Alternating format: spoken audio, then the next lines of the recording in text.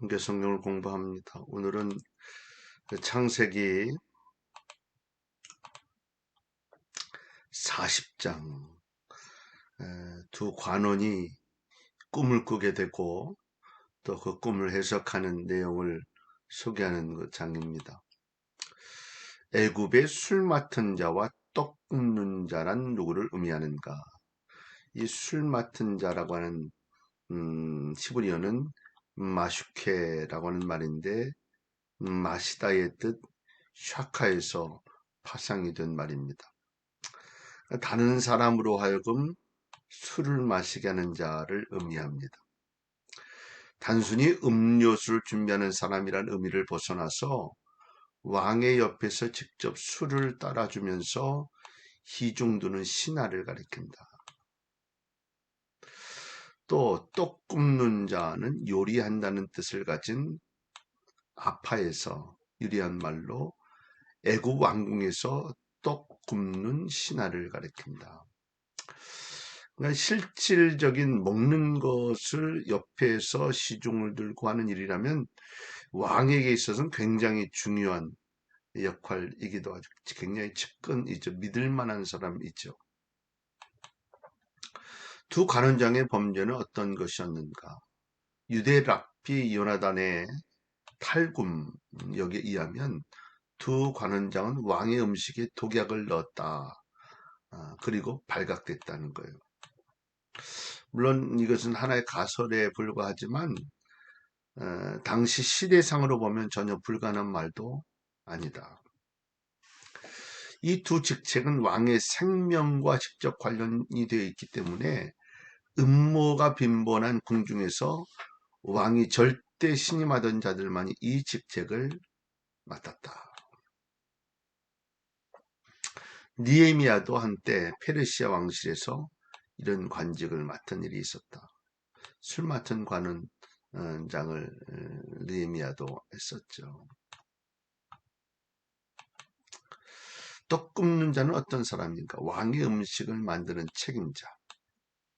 그는 술 맡은 관원장과 더불어 요셉이 갇혀있는 감옥에 투옥되었다가 요셉의 꿈 해석대로 죽임을 당하고 맙니다. 왕의 두 관원장과 요셉의 만남이 주는 의미는 무엇인가? 억울하게 누명을 쓰고 옥에 갇힌 요셉. 왕의 두 신하와의 만남은 요셉을 애굽 왕 바로 앞으로 끌어가기 위한 하나님의 섭리였다. 가장 측근인 요셉을 가장 측근인 애굽의 왕을 만나게 하기 위한 하나님의 섭리였다. 그러니까 우리가 볼 때 오해를 불러일으켜서 문제된 자리라고 생각하지만 그 자리가 하나님의 은혜를 베푸는 국률의 자리였다.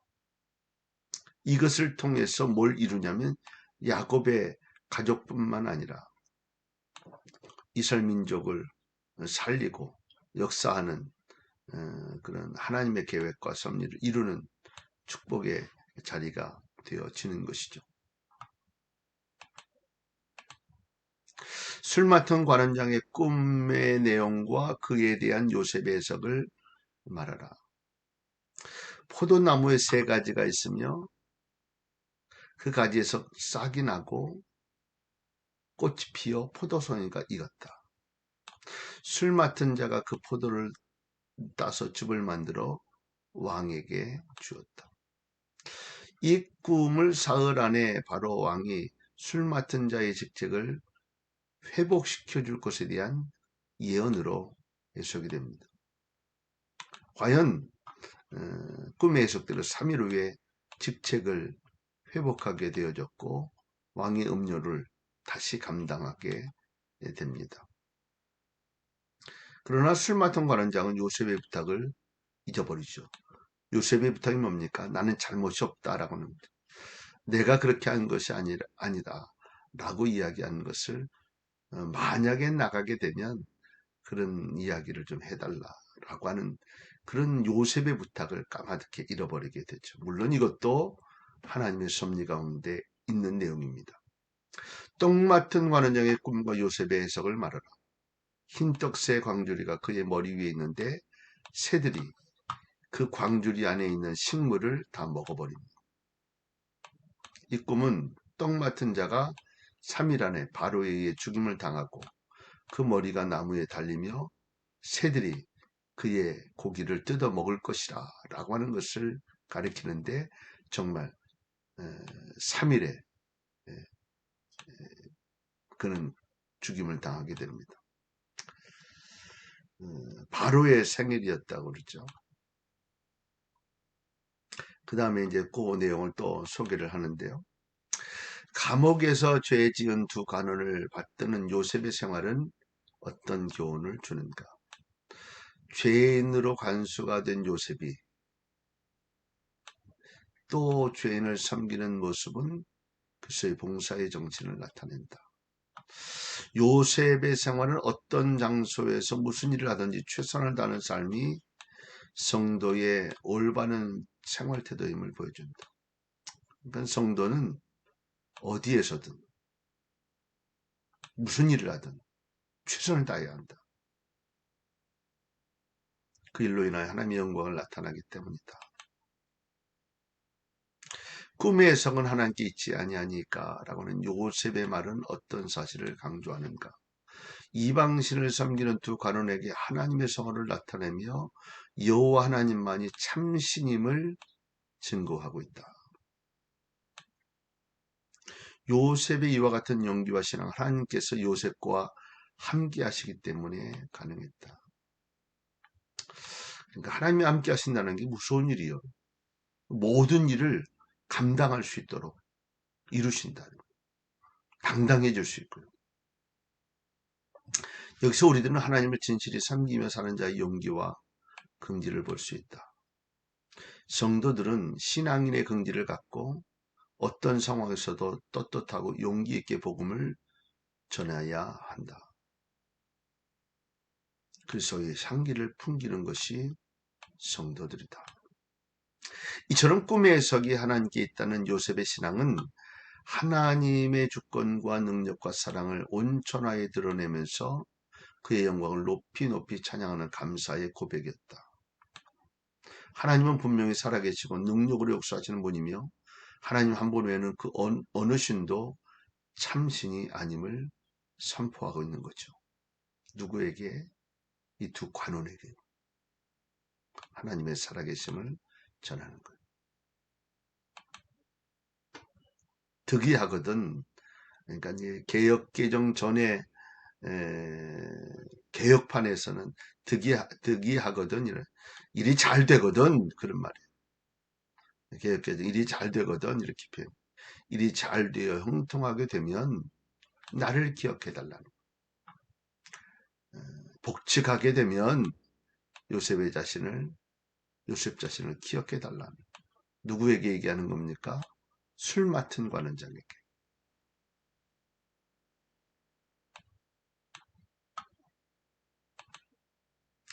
요셉이 자신을 시부린으로 소개하고 있는 이유는 무엇인가?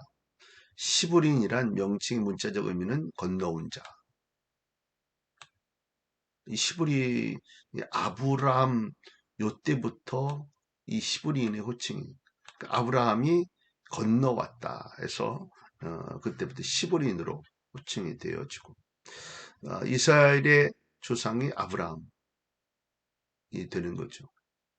시브리라는 명칭이 사용되는 경우는 두 가지였는데 첫째는 이스라엘 민족이 타 민족에게 자신을 소개할 때 사용됐고 둘째는 타 민족 이스라엘을 부를 때 그러니까 자기를 소개할 때도 다른 사람이 이야기할 때도 이스라엘 민족을 가리키는 말로 시브리라 이렇게 표현해요. 그러므로 본절에서 요셉이 자신을 시브리인으로 소개하는 이유는 아브라함의 후손으로 약속의 백성임을 나타내려 하였기 때문이다. 아브라함의 후손으로 약속의 백성. 참 이런 정체성을 가지고 사는 게 정말 중요해요. 여러분 성도로서 살아갈 때 이 정체성, 나는 하나님의 백성이다. 하나님의 선택받은 백성, 약속받은 백성. 이 마음을 가지고 사는 건 정말 중요하다. 오늘 꼭 잊지 않기를 바랍니다. 술 맡은 자는 언제 복직이 되었는가? 애굽왕 바로의 생일날. 아까 3일 후에가 생일날. 왕의 생일날은 신성하게 취급되었으며 거대한 잔치가 베풀어졌다. 모든 백성들도 이를 중단하고 하루를 쉬며 잔치에 동참했다. 특히 이날에는 죄수들이 왕의 특별 사면을 받기도 했고 처형당하기도 했다. 떡 맡은 관원장은 결국은 처형당했죠. 이러한 특례를 따라 술 맡은 관원장은 석방이 되어 복직되었고 떡 맡은 관원장은 처형당하고 말았습니다. 술 맡은 관원장이 요셉을 기억하지 않고 잊었더라라는 말이 주는 의미는 무엇인가? 요셉은 감옥 안에서 최선을 다하여 그를 보살피고 도와주었다. 또 그의 꿈을 해석해주고 그의 근심을 없애주었으며 그의 직책이 복직된다는 희망과 기쁨을 가져주었다.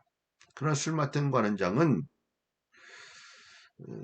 요셉의 선행, 관심, 친절 등의 의로운 행위를 망각하고 자신의 일에 급급했다. 물론 이것도 하나님의 섭리였어요. 은혜와 사랑을 값없이 흘려버리는 배은망덕한 자들의 모형이다. 물론 이럴 수 있지만 어쨌든 하나님의 섭리였다. 요셉의 은혜를 잊고 사는 관원을 비난하기 전에 우리가 과연 우리 대신 십자가의 고난을 당하고 우리에게 한없는 사랑을 베풀어 주신 주님의 은혜를 기억하며 감사하는 생활을 힘쓰고 있는지 살펴봐야 한다. 주님의 은혜와 사랑을 기억하며 사는 생활은 성도의 본분이다. 은혜 잊지 말고 삽시다. 은혜 가운데 사는 저와 여러분이 되었으면 좋겠습니다. 오늘은 아주 짧은데요. 여기까지 오늘 창세기 40장에 있는 내용을 공부했습니다. 우리가 승리하는 한 날 되실 수 있기를 바랍니다.